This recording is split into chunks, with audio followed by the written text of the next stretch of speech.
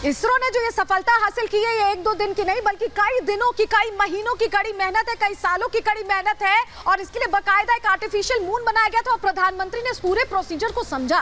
प्रधानमंत्री जो पूरी मेहनत थी इसके पीछे, उसे समझना चाहते थे। और एस सोमनाथ देखिए, उनके साथ साथी वैज्ञानिक भी हैं, प्रधानमंत्री को पूरा मॉडल समझाते हुए कि कैसे ये काम किया। ये देखिए आप लैंडर का, वो जो रोवर जिससे उतरा है, उसके विक्रम लैंडर का मॉडल देख रहे हैं प्रधानमंत्री। और प्रधानमंत्री ने करीब से एक एक चीज को समझा और उसके बाद वहां पर पहुंचने के बाद प्रधानमंत्री की जो बेसब्री थी, हमने आपको बताया कि उनका मन लगा हुआ था, उन्होंने खुद अपने संबोधन में ये बात कही थी।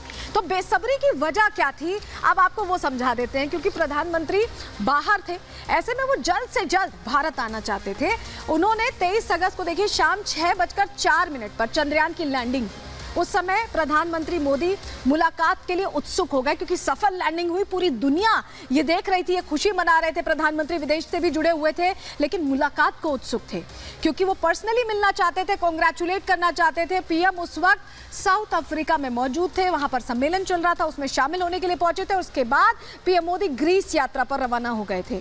वहां से प्रधानमंत्री करीब 60 घंटे बाद स्वदेश वापसी हुई उनकी, विदेश में थे और सुबह 6 बजे ही बेंगलुरु एयरपोर्ट पहुंच गए। उन्होंने सीधा अपना कार्यक्रम पूरा तब्दील किया और सीधे बेंगलुरु एयरपोर्ट पहुंचे। लैंडिंग के 61 घंटे 30 मिनट बाद वैज्ञानिकों से मुलाकात हुई। चंद्रयान 61 घंटे पहले, 61.5 घंटे पहले लैंड हो चुका था। उसके बाद तुरंत उन्होंने जरूरी समझा बेंगलुरु पहुंचना, इसरो पहुंचना, और अपनी बेसब्री का जिक्र भी उन्होंने अपने भाषण के दौरान किया क्योंकि वो बताना चाहते थे कि कैसे उनका मन लगा हुआ था। लेकिन चलिए एक और तस्वीर आपको दिखाते, इसरो साइंटिस्ट के साथ ये जो ऐतिहासिक लम्हा था, ये जो ऐतिहासिक क्षण था, प्रधानमंत्री ने जो साइंटिस्ट मौजूद थे जिन्होंने खूब मेहनत की थी, उनके साथ तस्वीर खिंचाकर उनकी हौसला अफजाई देखिए, तालियां बजाते हुए जो कंट्रोल रूम था जहां से निगरानी हो रही थी, वहां प्रधानमंत्री पहुंचे, उन्होंने फोटोज खिंचवाई। एक तरह से मनोबल बढ़ाने का, एक लीडर का यही काम होता है कि वो मनोबल बढ़ाए, और प्रधानमंत्री ने मनोबल तो बढ़ाया ही, वहीं उन्होंने मौके को देखते हुए जो युवा हैं उनको एक नया टास्क दिया। क्या टास्क दिया, जरा सुन लीजिए। मैं चाहता हूं कि भारत के शास्त्रों में जो खगोलीय सूत्र है उन्हें साइंटिफिकली प्रूव करने के लिए, नए सिरे से उनके अध्ययन के लिए नई पीढ़ी आगे आए। तो आपने सुना, प्रधानमंत्री कह रहे थे खगोलीय सूत्रों के लिए जानकारी अब इकट्ठा करें। क्या होते हैं खगोलीय सूत्र, ये आपके लिए जानना बहुत जरूरी है। हजारों साल पुराने वैदिक जो शास्त्र हैं उनमें वैज्ञानिक रहस्य छिपे हुए हैं। अभी भी आप जानते हैं कि जो हमारी दिन रात की गिनती होती है चंद्रमा के हिसाब से भी, शुक्ल पक्ष कृष्ण पक्ष के हिसाब से होती है। शास्त्रों के आधार पर ही काल की गणना हुई है, यानी हमारे शास्त्रों में भी विज्ञान का बहुत प्रभाव है। शास्त्रों में कई खगोलीय रहस्य मौजूद हैं, उनको खंगालने की जरूरत है, देखने की जरूरत है। शास्त्रों में विमान का जिक्र है, अंतरिक्ष यान का जिक्र है, उन पर नजर डालने के लिए प्रधानमंत्री कह रहे हैं। प्रधानमंत्री कह रहे हैं कि इन पर ध्यान दीजिए। कई घातक अस्त्र और शस्त्रों का भी खगोलीय जो शास्त्र है उनमें जिक्र नजर आता है। सर्जरी, इलाज की पद्धति का भी जिक्र यहां पर नजर आता है खगोलीय सूत्र में। शास्त्रों में अभी भी कई ऐसे गूढ़ रहस्य हैं जिनको छुआ नहीं गया, जिनको समझा नहीं गया है। रहस्य खुलने से दुनिया को लाभ होगा और यही वजह कि प्रधानमंत्री इस पर जोर देते हैं। कई बड़े आविष्कार भी इससे, खगोलीय सूत्र की अगर तह तक जाएं तो हो सकते हैं। प्रधानमंत्री नरेंद्र मोदी का इशारा इसी तरफ था और यही वजह कि उन्होंने युवाओं को यह टास्क दिया है। लेकिन लोगों में कैसा जोश दिखा, देखिए प्रधानमंत्री जब लौटे थे तो ये इसरो पहुंचने के दौरान कैसे लोगों की भारी भीड़, सोचिए सुबह सुबह का वक्त था, लेकिन लोगों में बेंगलुरु के लोग खासा जुड़े हुए हैं इसरो के इस अभियान से और वहां पर भी उत्साह देखने को मिला। और दिल्ली के भी जो लोग थे वो भी उत्साहित नजर आए। ये वो तस्वीरें हैं जो बता रही हैं कि किस तरह का उत्साह था। लोगों में खुशी जो थी उसी दिन के जैसी थी जब चंद्रयान की लैंडिंग हुई थी। जरा सुनिए लोग कितने उत्साहित हुए जब प्रधानमंत्री उनके बीच पहुंच गए। और भारत के लिए जो प्रधानमंत्री मोदी जी ने जिस शब्द अभी किए, ये एक भारत में किसी प्रधानमंत्री ने नहीं किया जो आज अपने हमारे प्रधानमंत्री मोदी जी ने किया है। तो मोदी है तो मुमकिन है, नहीं तो ये हो ही नहीं पाता।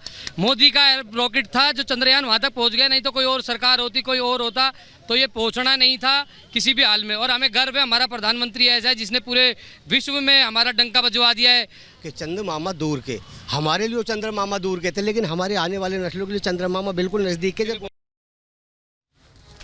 तो देखा आपने, उत्साह आपको नजर आया होगा, लेकिन एयरपोर्ट पर जब पहुंचे थे और उस दौरान जब इसरो ऑफिस पहुंचे तो उस दौरान भी जमकर लोगों की भीड़ देखने को मिली। वो तस्वीरें देखिए, प्रधानमंत्री भावुक हो गए, लोगों को अभिवादन करने लगा और यही वजह कि गेट से उन्होंने बाहर निकलकर लोगों की भावना का सम्मान करते हुए अभिवादन उनका स्वीकार किया। देखिए ये भारी भीड़ है और ये सुबह के वक्त की तस्वीरें, सुबह सुबह अर्ली मॉर्निंग लोग पहुंच गए प्रधानमंत्री को देखने के लिए और किस तरह का माहौल था जरा सुना देते हैं आप।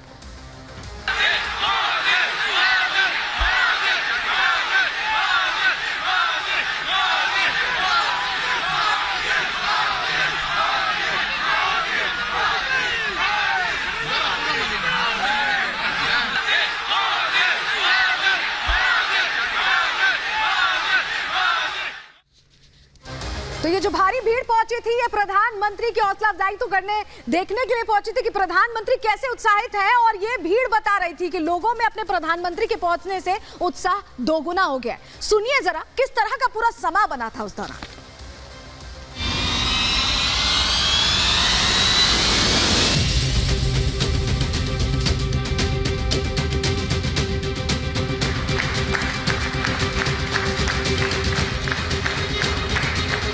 ये कोई साधारण सफलता नहीं है।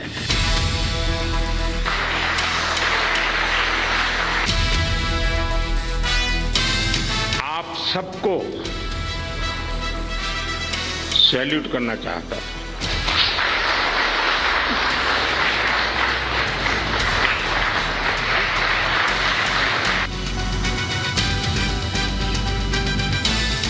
ये अनंत अंतरिक्ष में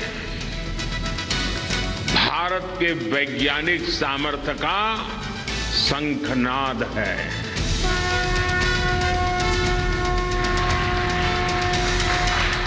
India is on the moon.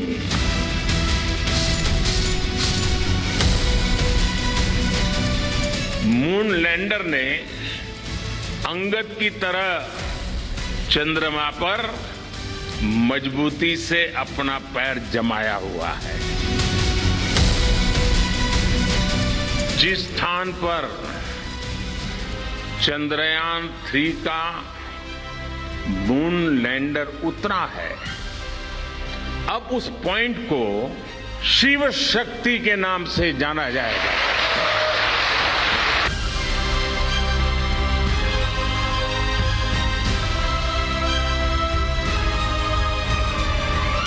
जब हर घर तिरंगा है, जब हर मन तिरंगा है और चांद पर भी तिरंगा है, चंद्रमा के जिस स्थान पर चंद्रयान 2 ने अपने पद चिन्ह छोड़े हैं, वो पॉइंट अब तिरंगा कहलाएगा।